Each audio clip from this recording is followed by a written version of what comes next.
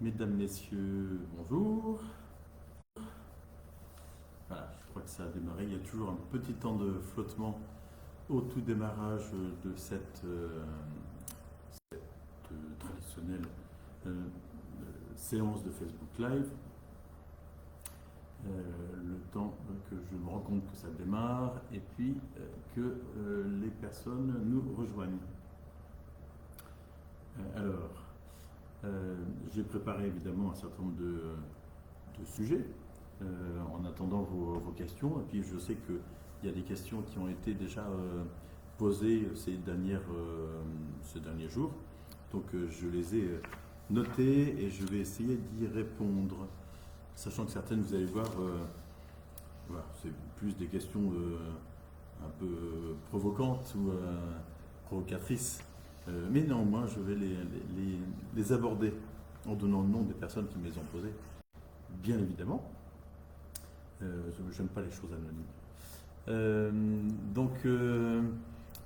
Je salue ceux qui sont en train d'arriver et qui me disent bonsoir. Donc bonsoir, c'est Sylviane. Évidemment, si vous me posez des questions en amont du Facebook Live, je suis plus en mesure d'y répondre en allant chercher auprès des services les réponses si jamais je ne les ai pas moi-même. Voilà, donc ce sera le cas pour certaines des questions d'aujourd'hui. Quelques éléments d'actualité qui sont j'allais dire intéressants, notamment qui montrent la reconnaissance de la ville de Viroflay par un certain nombre de personnes, d'instances.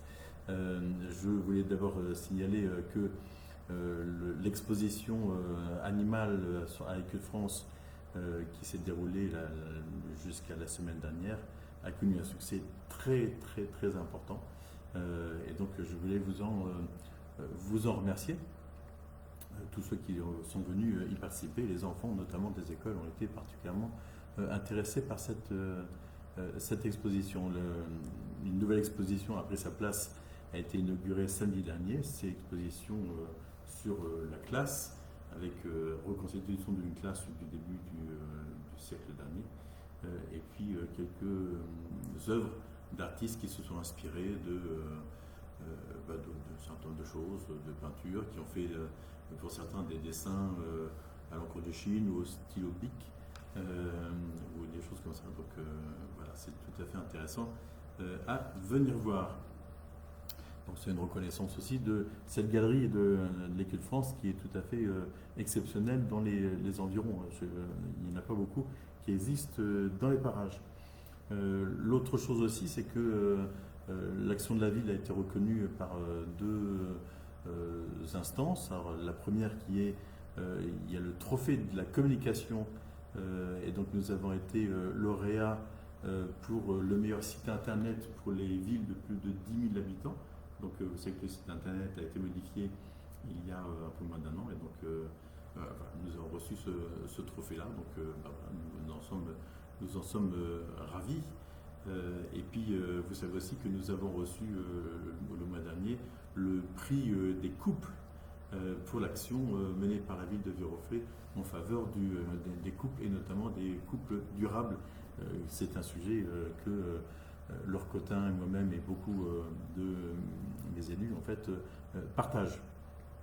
Et justement en fait sur ce plan-là, il y a eu un article tout à fait récemment dans le Parisien, ça doit être le Parisien d'il y a hier ou avant-hier, qui mettait en lumière l'action de la ville sur le sujet du couple. Donc voilà, j'invite évidemment les autres maires à essayer de faire en sorte que les couples de toutes sortes soient, j'allais dire, la priorité de mes amis et collègues maires et de l'État, parce que c'est important aussi que l'État manifeste le fait qu'il est plutôt pour une société stable plutôt qu'une société du changement. Le changement, c'est pas maintenant. On pourrait se dire que ça pourrait être une bonne idée. Et enfin, dernier sujet sur le fait que vous les avez peut-être vus, le samedi dernier, nous avions une délégation de nos amis de Haslar, notre ville jumelle du Palatinat, une délégation d'une douzaine de personnes, présidée et dirigée par le maire de Haslar, mon homologue Thomas Meyer, qui était là pour évoquer les sujets et les actions que nous souhaitions mener sur l'année 2024 à venir. Donc on les a invités à la fête de la Saint-Nicolas, en fait, qui se tenait à Dumnuel-Gonzac, qui était un grand succès avec beaucoup d'enfants et beaucoup de parents. Et puis nous avons fait l'inauguration de la fameuse exposition sur la classe, plus une réunion de travail le samedi matin. Donc la journée de samedi a été bien occupée. Et donc si vous avez envie de collaborer à ce projet de jumelage avec les Allemands, bien vous êtes tout à fait les bienvenus. Donc prenez contact avec le comité de jumelage. Il y a des projets intéressants comme la visite conjointe de jeunes viroflésiens, de jeunes Haslereurs au Parlement européen de Strasbourg. La date n'est pas encore fixée, mais voilà, nous aurons cette visite conjointe, mais également des rencontres sportives entre différentes sections qu'on trouve à Viroflay et qu'on trouve aussi en parallèle à Haslar. Et puis aussi il y a aussi des projets d'échange pour des chœurs musicaux. Je crois savoir que les chœurs de Viroflay souhaitent pouvoir faire une prestation ou aller chanter à Haslar, et peut-être que réciproquement des chœurs de Haslar pourraient venir chanter à Viroflay. Donc nous sommes tout à fait à l'écoute de ce sujet pour contribuer à faire vivre notre jumelage qui, je vous le rappelle, a fêté son 50e anniversaire en 2021. 50e ou 60e anniversaire. Et enfin, nous avons aussi pu nous réjouir de la remise des palmes académiques à un de nos agents municipaux de longue date, ça fait 30 ans qu'il travaille avec nous, c'est Hassem Garas, qui est en charge de toute la gestion du scolaire et du périscolaire, ainsi que des affaires générales. Et donc, voilà, nous nous sommes réjouis parce que beaucoup de parents et d'enfants apprécient tout à fait Hassem dans la façon dont il peut gérer les centres de loisirs. Il y a toujours quelques grincheux évidemment, mais c'est aussi quelque chose d'important de manifester le fait que certains agents municipaux sont honorés de cette façon. Alors j'ai une première question en fait, que j'avais reçue en amont, après cette introduction un peu sur les différents sujets que je souhaitais mettre en lumière. J'ai reçu une question de Delphine Simon qui me disait: est-il possible de venir réparer les lampadaires en panne rue Joseph Bertrand juste après les écoles? Cela a été signalé il y a quelques temps, déjà rien n'a été fait, la nuit tombe vite et ainsi de suite. Voilà. Donc en l'occurrence, là, le problème avait été déjà signalé de notre côté, mais cela nécessitait de commander des pièces pour réparer les lampadaires en question, les candélabres en question. La commande de ces pièces a été faite il y a quelques semaines. Il s'agit des plateaux LED, en fait, vous savez, ce qu'on met dans les gamelles tout en haut. Et donc, les travaux pour cette partie-là, pour cette rue-là, en tout cas, ont été faits, je crois, c'est le 12, et le 12, c'était hier. Donc, normalement, il y a de la lumière dans cette partie de la rue, et je crois qu'il y a d'autres rues sur lesquelles nous avons aussi ce type de petits problèmes. Je crois qu'il y en a. Il y a 2 lampadaires du côté de la rue Henri Malouet, par exemple. Et donc, je souhaite ces travaux seront faits à partir du moment où notre prestataire aura l'ensemble des pièces nécessaires et qu'il pourra venir les réparer. J'avais deux questions de Xavier, alors BRDS, je ne sais pas, je ne connais pas son nom précisément. Bonjour, on m'a récemment fait la remarque que les parents chanceux ou malchanceux qui regardent la progéniture jouer au foot à Viroflay le font sans abri contre les intempéries. Pourriez-vous mettre en place un abri, une protection anti-pluie pour les spectateurs? Merci pour eux, cela ne semble pas extraordinaire comme dépense. Alors détrompez-vous, ce n'est pas si facile que ça à installer en fait un tel équipement. Je sais que le foot aimerait bien pouvoir avoir des gradins et donc des gradins donc certainement couverts puisque vous en faites la demande. C'est un sujet que j'ai bien en tête et pour l'instant nous avons en fait eu un certain nombre de travaux qui ont été faits au niveau du stade, mais nous engageons maintenant des travaux sur d'autres équipements sportifs tels que le gymnase des Prés-aux-Bois. Donc il faut bien fixer des priorités et ce n'est pas si peu cher que vous pouvez l'imaginer. Donc voilà, c'est un sujet un peu complexe, mais qui ne trouvera pas sa résolution à court terme en tout cas. Et enfin, monsieur donc Xavier, toujours au BRDS, est-ce que la mairie de Viroflay pourrait demander l'étude ou la mise en place d'un arrêt de bus Phébus au Chêne de la Vierge dans les deux sens?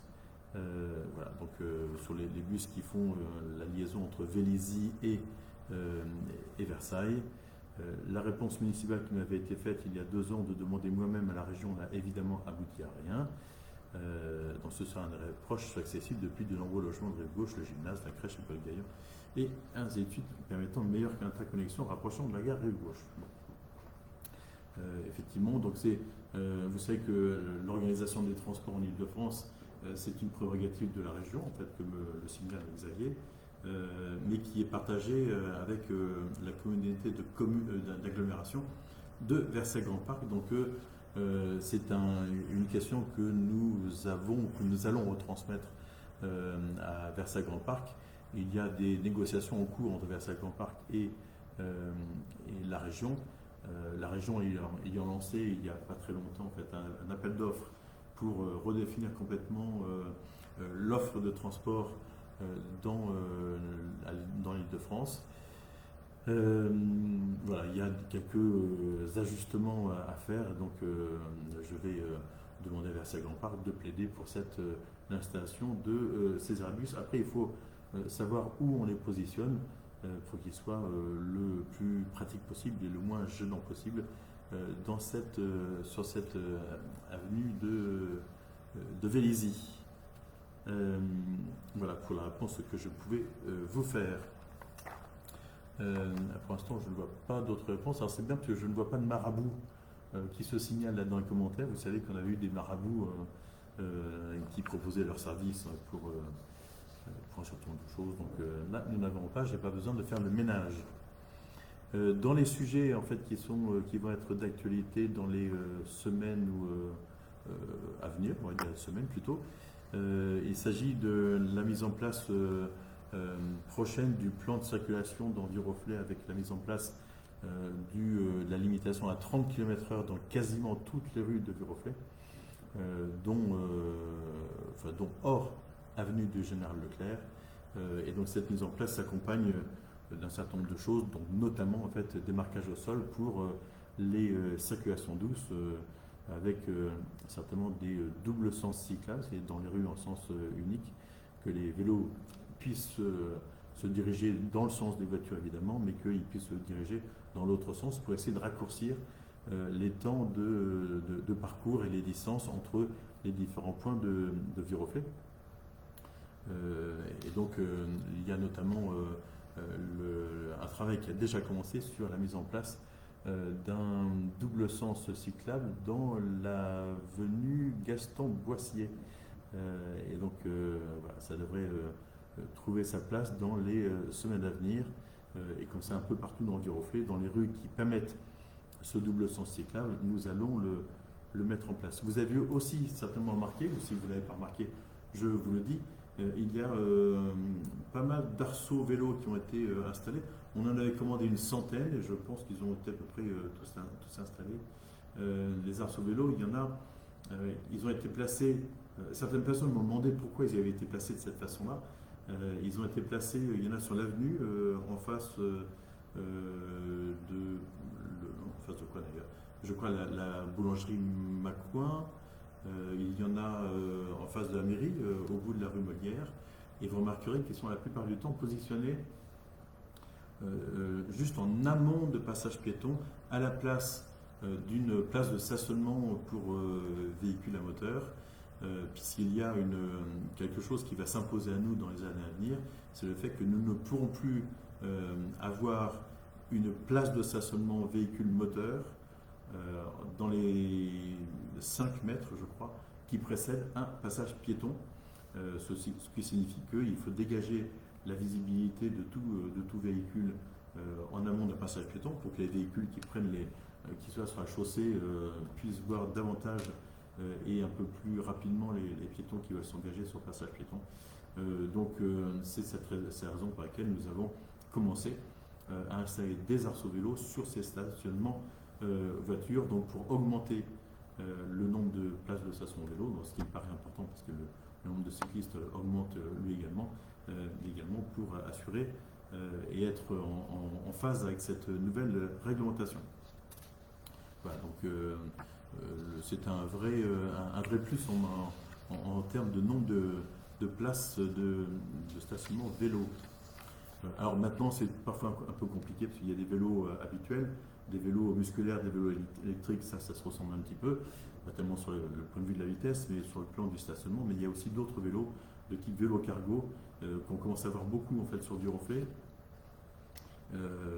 sur Versailles ou sur d'autres endroits, donc pour transporter des enfants ou transporter des marchandises, des courses, ce genre de choses. Donc les vélos cargo prennent beaucoup plus de place que les vélos habituels. Donc on espère que tout cela prendra sa place. Si vous avez un deux roues motorisé, évitez de prendre et de vous installer sur des arceaux vélos parce que vous avez une béquille et donc vous pouvez vous stationner ailleurs et donc mettre votre antivol et laisser de cette façon les vélos se positionner. Ils n'ont pas tous des béquilles, donc les vélos se positionner sur les arceaux qui leur sont dédiés.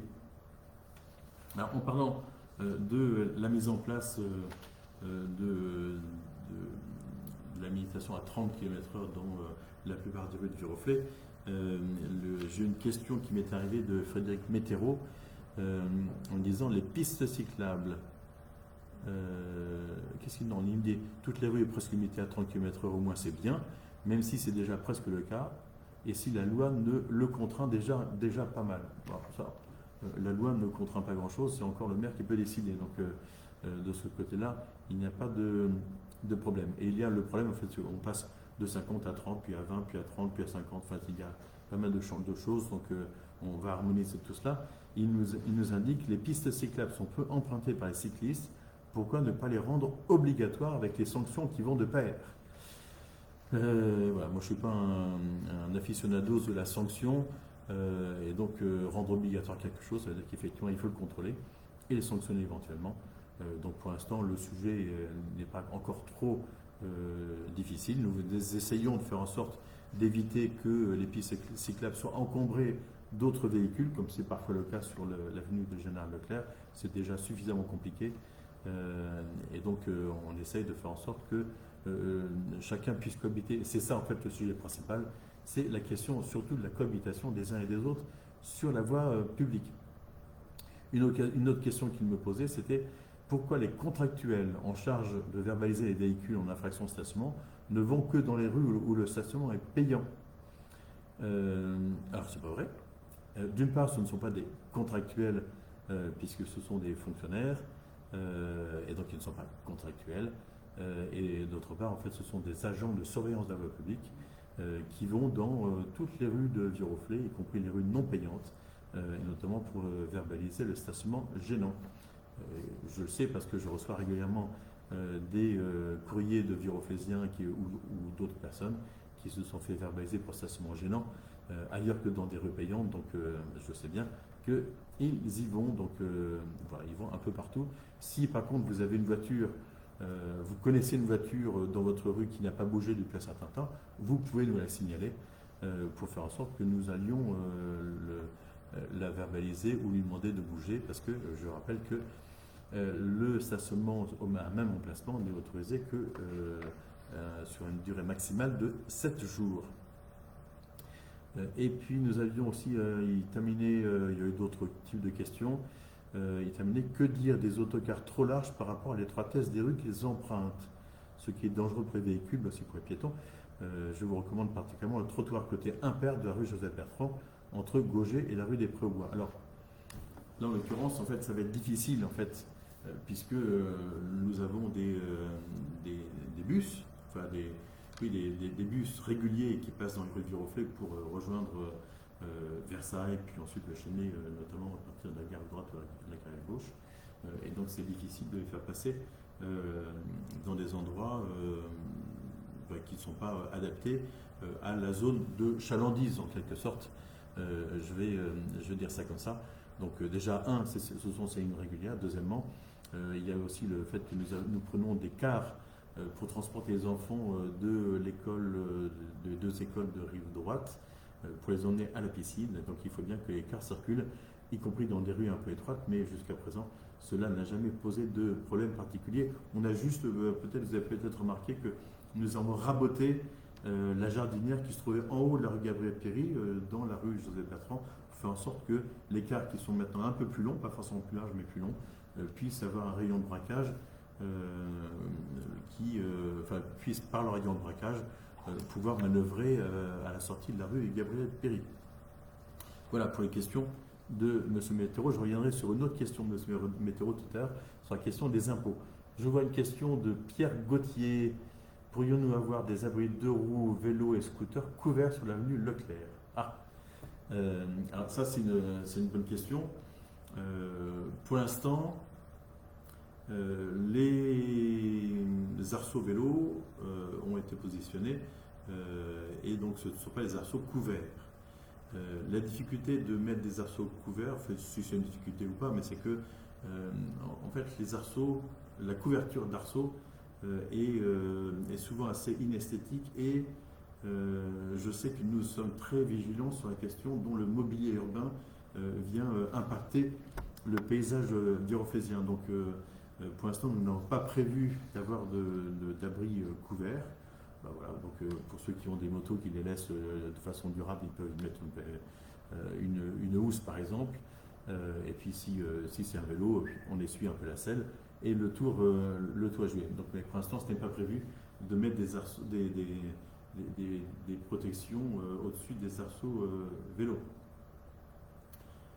C'est Julien Pierre qui nous dit à peu près pourquoi ne pas proposer le stationnement sur le parking couvert de cette rue pour quelques vélos. Dans le parking du marché, vous voulez dire, c'est une idée. C'est vrai que pour l'instant, en fait, je n'avais pas eu de demande particulière de viroflésiens pour venir positionner leur vélo dans le parking couvert. C'est vrai que souvent, on préfère avoir le vélo qui soit visible du plus grand nombre pour éviter de se le faire voler. Lorsqu'on le cache un petit peu, c'est parfois un peu plus compliqué. Mais les deux roues motorisées peuvent très bien aller dans le parking du centre-ville, donc sous le marché, il n'y a pas de problème, puisqu'ils ont leur béquille et peuvent se stationner. Voilà pour ces différentes questions.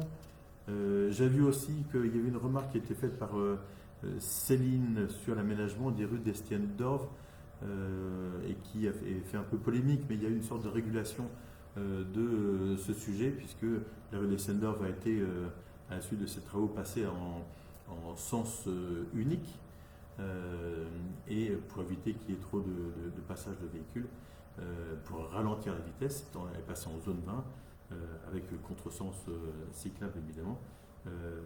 Donc là, je vous rappelle que les zones 20 sont des zones avec piétons prioritaires sur n'importe quel autre véhicule.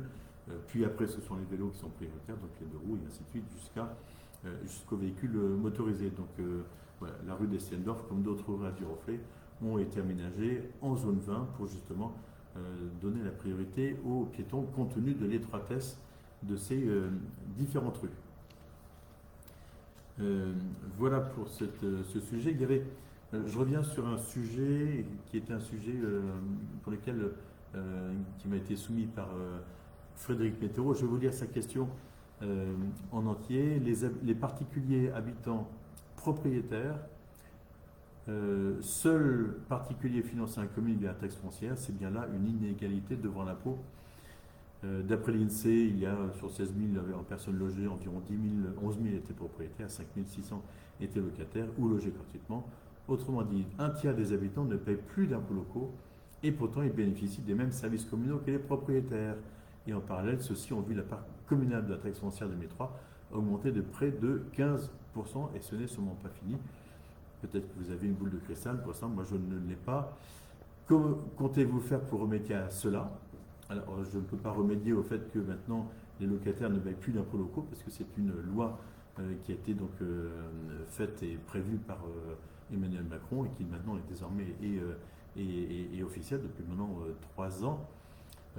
Et donc je ne peux pas revenir sur la remise en place de la taxe d'habitation qui concernait tout le monde, y compris les locataires. Donc effectivement, je pense qu'il y a une sorte d'inégalité devant la loi, mais qui n'a pas été contestée par le Conseil constitutionnel. Ça aussi, ça aurait pu l'être, mais ça n'a pas été le cas. Donc il faut s'y faire. Donc vous faites des propositions. Est-ce qu'il faudrait faire, Monsieur Météro fait des propositions, c'est pas moi, hein. Est-ce qu'il faudrait faire plus de services pour les habitants propriétaires, ou des tarifs différenciés propriétaires-locataires, ou des coups de fil au guichet de la mairie, ou un banquet de fin d'année pour le propriétaire. Bon, ça fait partie des questions un peu provocatrices. Voilà. Donc il n'est pas possible, en tout cas pour le moment, sauf si une loi nous y autorise, d'avoir des tarifs différenciés selon qu'on est locataire ou propriétaire. Voilà. C'est déjà assez difficile de faire des tarifs différenciés selon qu'on est résident ou non résident, c'est-à-dire habitant dans une autre ville. Voilà, donc là en l'occurrence, c'est comme ça et il faut s'y faire. Voilà, un point aussi que quelqu'un m'avait interrogé sur le fait que vous avez entendu que cette semaine d'ailleurs que certaines villes allaient expérimenter l'uniforme dans les écoles. Donc je ne sais plus lesquelles, des grandes villes notamment en fait se proposent. Je crois qu'il y a Neuilly, Tourcoing ou Roubaix, enfin quelques villes, une dizaine, une quinzaine. Voilà. À Viroflay, nous ne sommes pas portés volontaires pour le faire. Il faut savoir une chose, c'est que j'ai cru comprendre que lorsque des uniformes sont proposés par la collectivité, la moitié serait payée par la collectivité.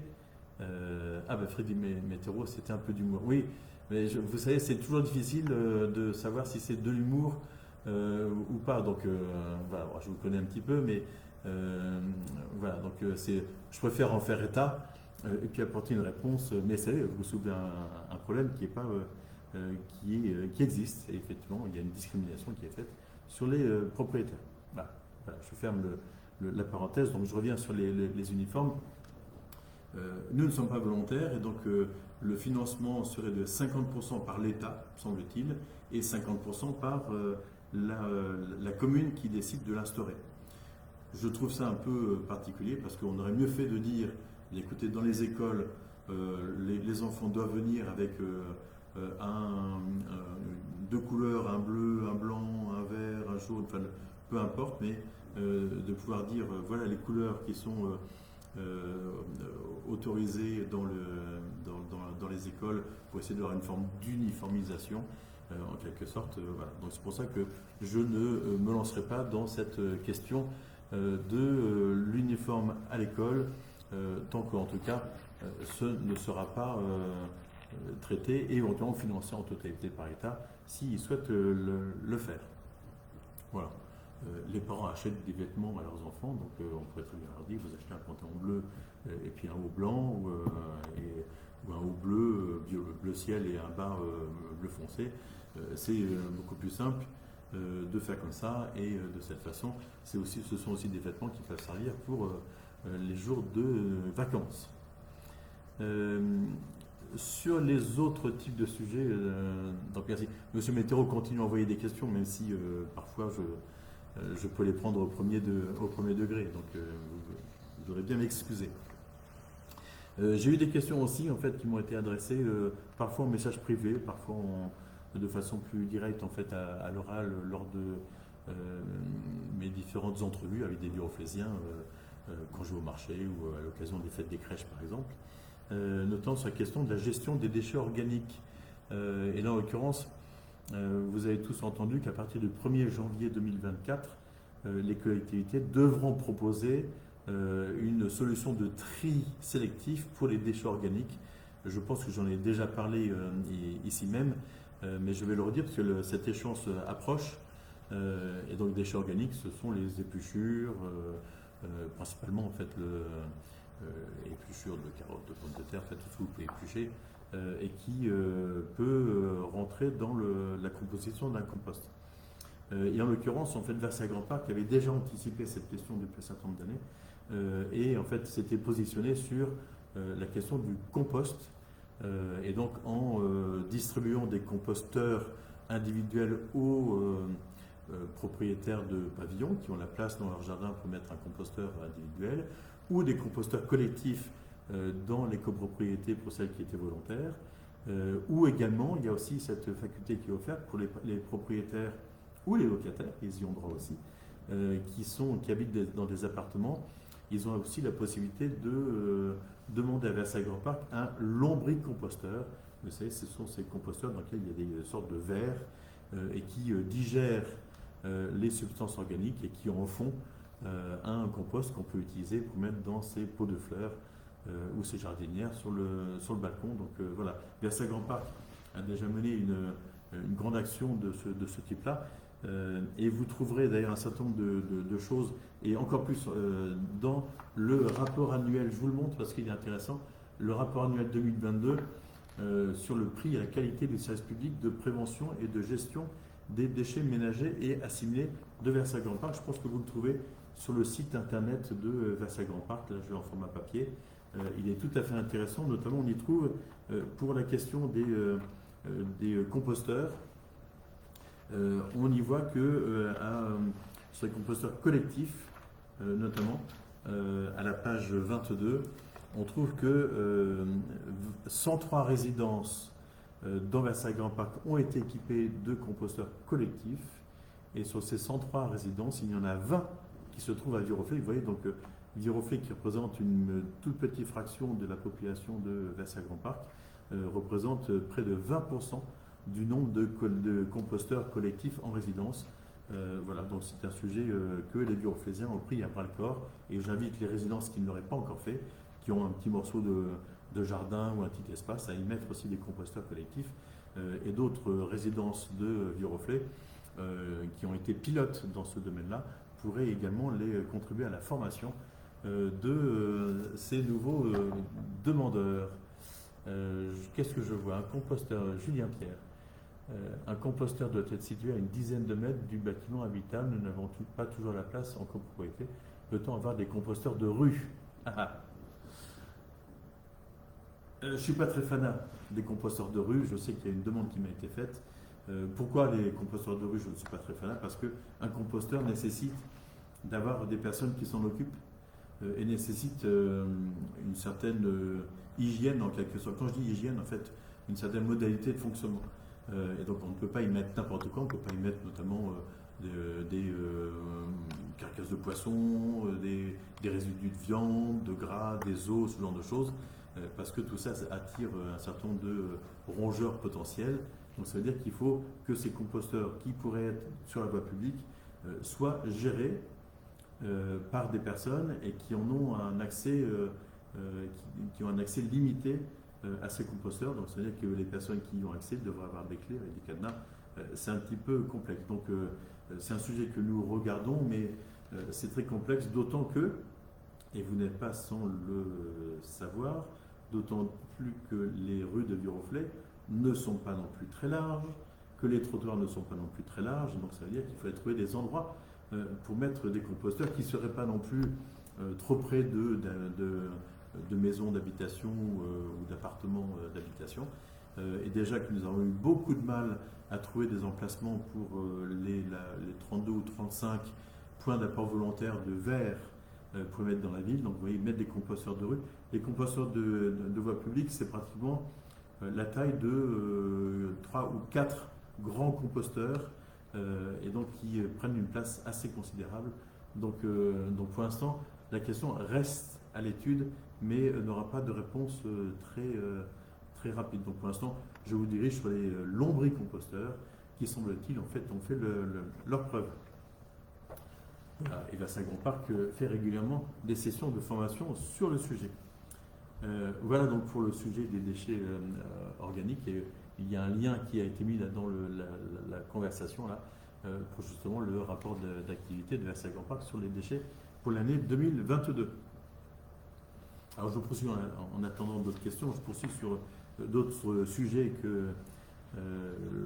qui ont été que j'avais préparés, notamment avec l'aide de mes adjoints. Et donc je vous signale que nous avons sorti le premier guide du handicap de Viroflay. Donc il est sorti, il est tout neuf. Et donc il donne beaucoup d'informations qui sont bien pratiques pour les personnes en situation de handicap ou les personnes qui ont quelqu'un de leur famille qui sont en situation de handicap. Donc beaucoup de choses sur la formation, faire reconnaître le handicap, accompagner mon enfant ou un adulte, m'aider à vivre à domicile, se déplacer, se soigner, l'accès aux loisirs. Et si je suis moi-même aidant, qu'est-ce que je peux faire? Est-ce que j'ai un statut? Est-ce que je peux avoir des formations? Tout cela. Donc le guide handicap qui existe en format papier, disponible à la mairie, mais également en format numérique sur le site de la ville. Et il a été fait conjointement par Laure Cotin, maire adjoint, en charge de la dimension des affaires sociales, et puis Gona Teston, conseillère municipale. Voilà, donc je voulais le signaler. Donc il est tout chaud, tout neuf. Je voulais vous rappeler aussi qu'au niveau du CCS, nous avons mis en place depuis, je crois, ça va faire 2 ans maintenant, une écrivain public numérique. Vous savez, pour accompagner les personnes qui ont du mal avec le numérique, les accompagner dans leur formalité administrative. Donc elle s'appelle Bérangère Turquet. Et nous avons donc, face au succès qu'elle rencontre, nous avons donc décidé de mettre une permanence de 2 heures. Nous avons décidé d'élargir les créneaux proposés. Donc maintenant, ce sera le 2e jeudi du mois de 14 à 17 heures et le 4e mercredi du mois de 10 heures à 13 heures. J'allais dire que toute la formation est disponible sur les outils numériques de la ville, mais c'est vrai que si vous ne savez pas comment y accéder, c'est un peu difficile. Donc n'hésitez pas, si vous connaissez des personnes qui sont en difficulté avec le numérique, n'hésitez pas à l'envoyer vers notre écrivain public numérique. Comme traditionnellement, je fais aussi un petit point sur la vie de nos commerces. Je crois que c'est important de soutenir nos commerces, d'autant plus dans la période de Noël que nous avons déjà entamé. Et donc de Noël et de fête de fin d'année, mais on commence par Noël, donc c'est important. Et donc je signale des ouvertures, mais je vais aussi signaler des fermetures, malheureusement. L'ouverture du repère sicilien sur la place du 11 novembre, n'hésitez pas à aller le voir. Donc il a une petite terrasse. C'est vrai qu'actuellement la terrasse, elle n'est pas très agréable compte tenu du mauvais temps qui règne. C'est donc Marco, qui est bien originaire de Sicile, vous pouvez l'interroger, voilà, il est bien originaire de Sicile, et en plus il est viroflésien, donc ça ne gâche rien. Et puis il y a 2 ongleries qui ont ouvert, celle qui s'appelle Vernissez-moi au 104 de l'avenue du Général Leclerc, et Lise Nails au 12 rue Gabriel Péry, c'est-à-dire en face de la gare rive droite. Si vous avez des ongles à faire refaire, dont vous voulez prendre soin, donc n'hésitez pas à aller les voir, elles sauront vous accueillir. Et puis nous avons aussi bientôt un audioprothésiste qui va s'installer. Je me demande s'il n'est pas déjà installé, mais c'est pas très loin. Il s'appelle On va s'entendre et qui se trouve au 106 avenue de Général Leclerc dans des locaux commerciaux tout neufs. Alors, je me réjouis de l'installation de nouveaux commerces, mais je ne peux que déplorer la disparition d'autres commerces. Je vais vous en faire la liste, malheureusement, parce que je trouvais que c'était une offre, au moins pour l'un d'entre eux, qui était tout à fait intéressante. Donc c'était colocataire, qui se sont trouvés en centre-ville, pas loin du 108, peut-être Général Leclerc, à côté de l'onglerie, un peu plus loin que l'onglerie, et à côté de Aquamat. Donc colocataire a fermé un peu subitement. Voilà, il cherchait à trouver un style, une clientèle avec friande de circuits courts, et j'ai l'impression qu'ils n'ont pas trouvé réellement cette clientèle. Donc je suis désolé à la fois pour eux, parce que ce sont des entrepreneurs, donc ils ont choisi de se lancer, mais également pour vous, en fait, pour les clients qui fréquentaient ce commerce et ceux qui auraient voulu le fréquenter. Vous savez, j'ai reçu aussi un commentaire un jour de quelqu'un me disant: ah, c'est dommage, je n'y allais pas, mais c'est dommage parce que maintenant je ne vais pas pouvoir y aller. Voilà. Donc en fait, quand un commerce ouvre, mais il faut y aller, parce que si personne n'y va, évidemment, il fermera tôt ou tard. Donc voilà ce que je voulais vous dire. Et puis l'autre commerce qui a fermé, c'est le Fit Food du village, c'est-à-dire donc quelqu'un qui faisait c'était des burgers diététiques. Et donc, là semble-t-il, en fait, il n'a pas réussi là aussi à atteindre son chiffre d'affaires, son point mort en tout cas. Donc, il a lui aussi fermé dans le village, pas très loin du boucher du village. Donc voilà, j'en suis également navré. Donc si vous connaissez des porteurs de projets de commerce, voilà, nous avons donc des commerces qui sont disponibles, des surfaces commerciales qui sont disponibles.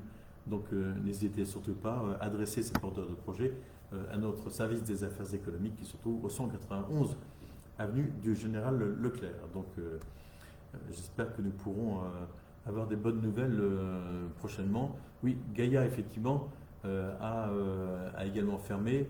Nous sommes sur le coup Gaïa qui est dans le centre-ville et donc il y a des repreneurs potentiels pour ouvrir une nouvelle épicerie. Voilà, c'est un petit peu compliqué semble-t-il, mais nous allons les choses sont en discussion entre le propriétaire, le futur exploitant et les services de la ville. La ville, elle, évidemment, est contente de voir arriver des porteurs de projets. On ne peut être que facilitateur, mais ce n'est pas nous qui pouvons porter évidemment ce type de projet. Mais on espère bien que une épicerie pourra être conservée. Je crois que l'épicerie pressentie doit ou devait en tout cas proposer jusqu'à 40% de produits bio. Donc ça reste un peu dans le style. Donc voilà, n'hésitez pas. Faut bien penser globalement en fait dans notre pensée de consommateur. Et donc pour penser globalement, il faut acheter local. Ça a de grands bénéfices sur l'animation de la ville et deux, sur les déplacements qui sont moins longs et donc moins consommateurs de CO2 si on se déplace en voiture. Voilà.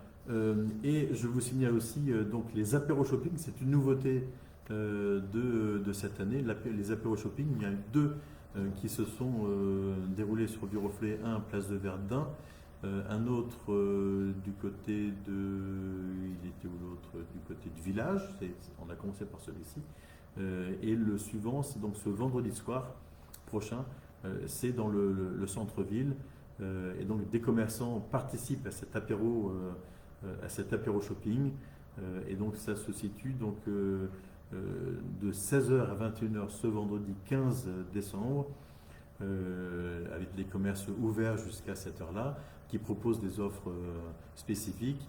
Il y a des food trucks, il y a des vins chauds, il y a présence d'un Père Noël. Vous voyez, en fait, tout est fait pour faire en sorte que vous puissiez être bien accueillis dans tous les commerces. Et je crois que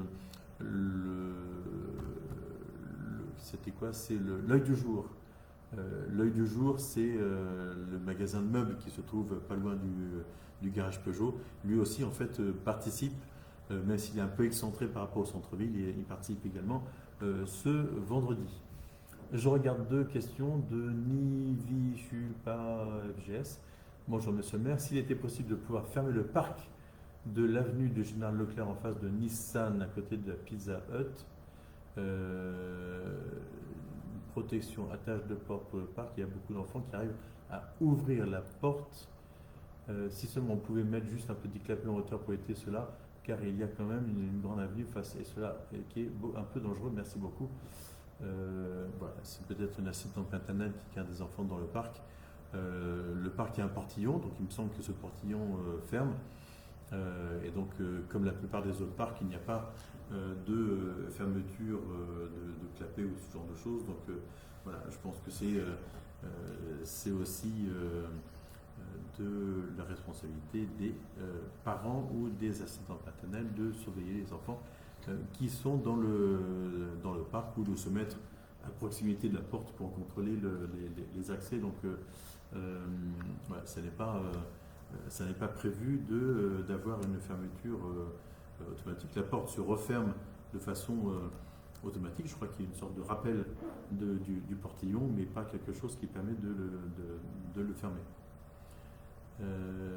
Entre les arcades et la place Louis XIV, aucune guirlande lumineuse cette année. Pourquoi cet endroit est oublié? Alors, il n'est pas oublié. En fait, il y a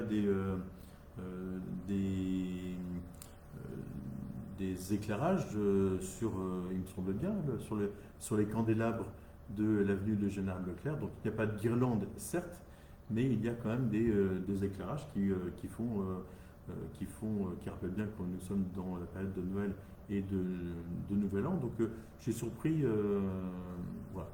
Une chose que je dois quand même vous signaler, c'est que nous avons depuis 2 ans réduit, on peut le dire quand même aussi, on a un peu réduit le nombre d'éclairages, le nombre de guirlandes ou de points lumineux en fait pour Noël et les fêtes, puisque je l'ai déjà dit ici même, ces guirlandes ou ces éclairages nécessitent d'être installés puisqu'ils ne sont pas à demeure. Même s'ils ne consomment pas grand-chose, puisque ce sont des ampoules à LED, ils consomment ils génèrent un budget non négligeable, et notamment ce budget, c'est l'installation, la pose et la dépose, qui représente pratiquement 80 ou 90% du coût de ces éclairages. Donc voilà ce que je voulais vous dire sur ce sujet-là. Donc je vais quand même regarder sur cette portion de l'avenue. Voilà, peut-être que je me trompe, mais il s'agit, on a fait le même système que les années précédentes, que l'année dernière en tout cas, en termes d'éclairage. Mais je vais quand même aller voir. Voilà. Sur les autres sujets, les commerçants aussi de village sont, enfin pas du village, les commerçants, les artisans de Viroflay sont actifs, et il y a une vente qui est organisée lundi 18 décembre de 11h30 à 14h. Alors, dans un lieu particulier que vous ne connaissez peut-être pas, et c'est peut-être l'occasion de le découvrir, dans le restaurant interentreprise de la Rive Droite, dans la zone d'activité qui se trouve à côté de la cuisine centrale. Donc, ce sont des commerçants viroflésiens et des artisans qui vont exposer dans ce restaurant interentreprise 11h30 à 14h. Cela va intéresser évidemment les salariés de la zone d'activité, éventuellement les actifs de Viroflay qui seraient en télétravail, n'hésitez surtout pas à les voir, et puis d'autres Viroflaysiens. Donc il y a des idées de cadeaux à récupérer dans ce restaurant interentreprise ouvert aux commerçants de Viroflay. Et il y a aussi les 15 et 16 décembre, donc marché sur les Noëls, pardon, c'est l'inverse, Noël sur les marchés de Viroflay, donc sur le marché Leclerc le 15 décembre, donc ce samedi, et sur le marché Verdun le 16 décembre, ce dimanche. Voilà, donc beaucoup d'animations qui vous sont proposées. Juste, je voulais aussi vous dire autre chose qui n'a rien à voir, mais pour éviter que les fêtes soient gâchées, pensez à l'entretien des chaudières. Je vous le dis parce que j'ai été appelé il n'y a pas très longtemps dans une maison de Viroflay dans laquelle il y avait eu une intoxication au monoxyde de carbone, et donc ça aurait pu être très très très grave, et donc en fait soyez bien attentifs à l'entretien régulier de vos chaudières, voire même je vous conseille d'installer un capteur de monoxyde de carbone à proximité de votre source de chaleur, qui est donc une chaudière au gaz principalement, et je sais que les cheminées aussi dégagent du monoxyde de carbone s'il n'y a pas une combustion complète, et donc voilà, soyez très attentifs parce que le monoxyde de carbone est inodore, incolore, et donc ce qui fait que on ne s'en rend pas forcément compte, et quand on s'en rend compte, ça peut être parfois trop tard. Voilà, donc je vous le dis parce que c'est important, et je sais d'ailleurs que ceux qui ont été victimes de cette intoxication il y a 2 semaines avaient fait changer leur chaudière. Donc c'était un joint ou un raccord qui était défectueux sur la chaudière en question, et donc ils avaient fait changer la chaudière il y a moins d'1 an. Voilà, c'est pas parce qu'on a une chaudière neuve que on peut être garanti du fait qu'elle ne peut pas générer ce type de problème. Voilà. Et j'ai quelques autres dates à vous proposer. Si, une mise en garde aussi. En fait, j'ai parlé du monoxyde de carbone. Je vais vous parler aussi de la question des arnaques. L'approche des fêtes est l'occasion pour les arnaqueurs d'être très, très, très actifs, très inventifs, très créatifs. Et tous les thèmes, tous les prétextes sont bons pour ces différentes personnes mal intentionnées. Et je sais que récemment, des vieux orphésiens se sont fait berner. Par exemple, quelqu'un sonne chez vous et vous dit ah bah tiens, j'ai remarqué que sur votre toit, nous sommes une entreprise de couverture, et j'ai remarqué que sur votre toit, il y avait une tuile qui était un peu décellée, ou une tuile fêtière qui était décellée, donc je vais vous la réparer. Et généralement, en fait, quand donc vous dites bah, tiens, ça me paraît une bonne idée, vous le laissez faire, et puis généralement, dans l'intervention, ah, mais je vois qu'il y a d'autres choses qui sont problématiques sur votre toiture, donc je vais vous faire un devis. Non, encore s'il y a un devis, c'est pas mal, mais je vais vous les réparer, et vous en sortez pour une facture avec un acompte de 2 000 €, et vous ne voyez plus la personne, ou alors il vous fait une facture encore plus élevée.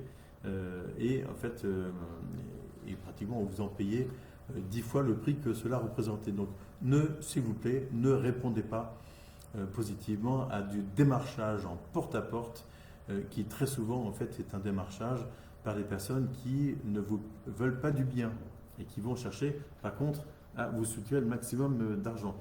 Quand ce n'est pas, il ne s'agit pas d'arnaque aux faux policiers, ainsi de suite.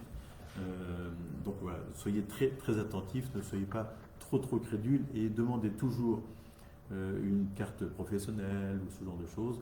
Les éboueurs, ce sont ceux qui passent dans votre rue et qui pourront vous proposer un calendrier. Les pompiers, je ne sais pas s'ils passent cette année, mais là aussi, en fait, ce sont des pompiers qui ont théoriquement une carte de pompier, et donc vous pouvez leur poser des questions sur la caserne de Viroflay, savoir où elle se situe, savoir quels sont les véhicules qui se trouvent dans la caserne. Il n'y a pas de grande échelle, par exemple. Il y a un peu de véhicules, en fait, notamment de véhicules techniques.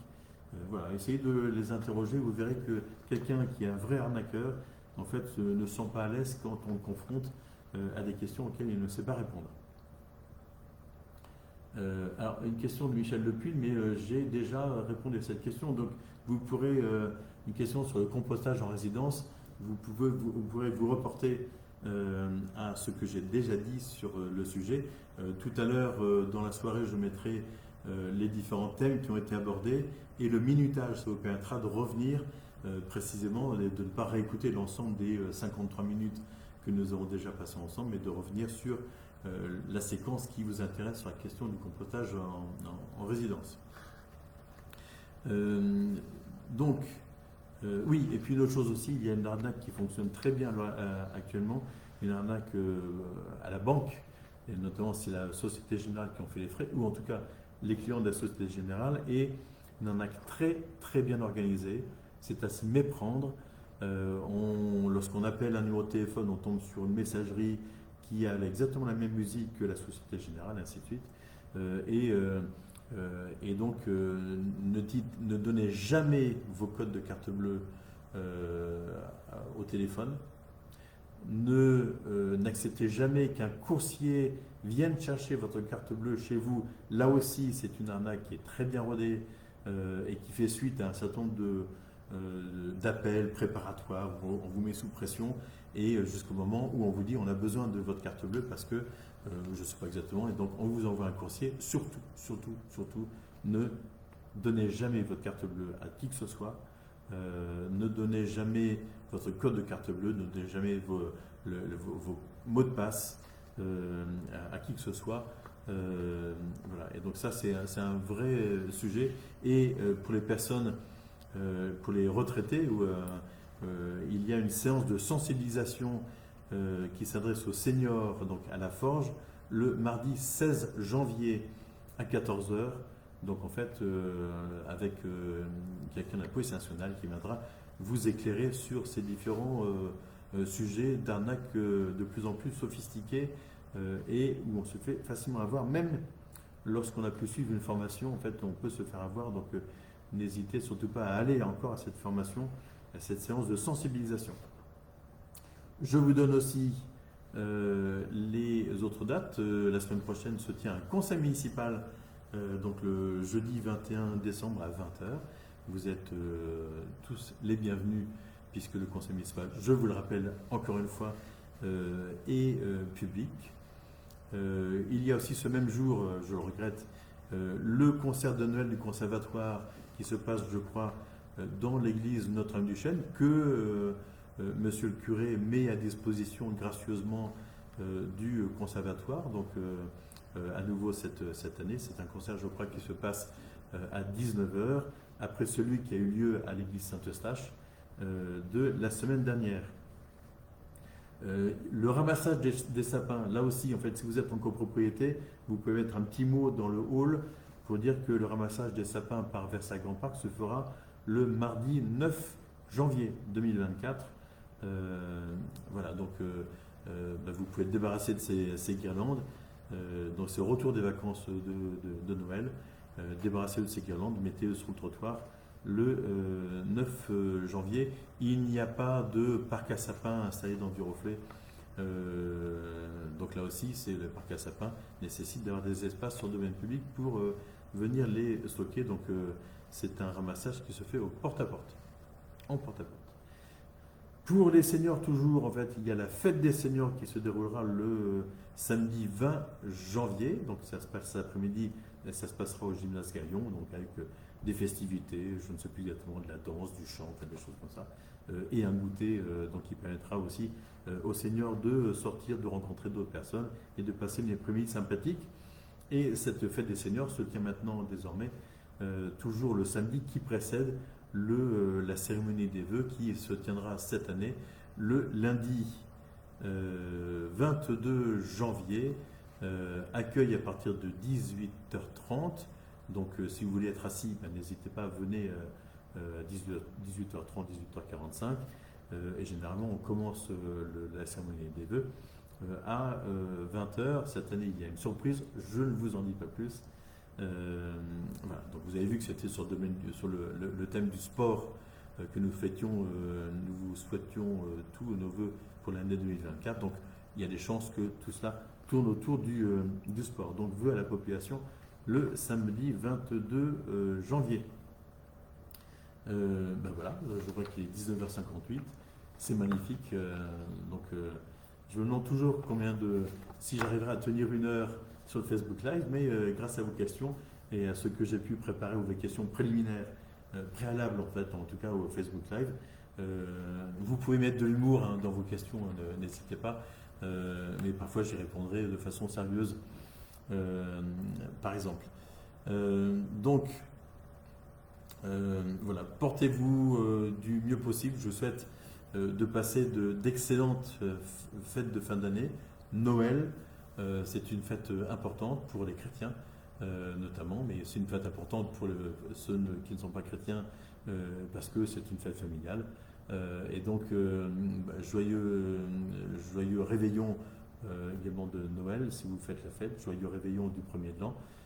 Et puis surtout, si vous connaissez des personnes qui sont à proximité de chez vous, qui pourraient passer à un des réveillons de façon isolée, bien n'hésitez pas à leur proposer de se joindre à vous, soit chez vous, soit passer chez elles le premier de l'an pour leur offrir un petit chocolat ou quelque chose. En fait, ça leur fera le plus grand bien, ça leur fera plaisir parce qu'il y a toujours des personnes isolées dans Viroflay.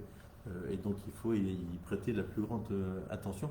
Et ce ne sont pas forcément que les personnes âgées, il peut y avoir aussi des personnes actives qui ont un travail mais qui en fait n'ont pas forcément de connaissances ou de liens à Viroflay et qui n'ont pas la possibilité de passer ces fêtes de façon les plus chaleureuses possible. Voilà un petit peu, donc, et on se retrouve l'année prochaine, donc très très bonne fin d'année. tous mes vœux à vous si on ne se revoit pas d'ici là. Et puis,